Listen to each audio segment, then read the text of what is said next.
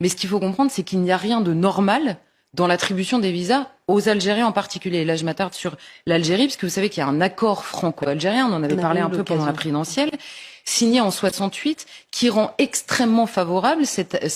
l'immigration des Algériens en France est beaucoup plus favorable, beaucoup plus facile qu'avec les autres étrangers. Alors ça s'explique évidemment par les liens historiques avec l'Algérie, mais simplement dans la renégociation, là encore une fois, c'est intéressant, c'est pas la France qui décide si on renégocie ou pas, très clairement.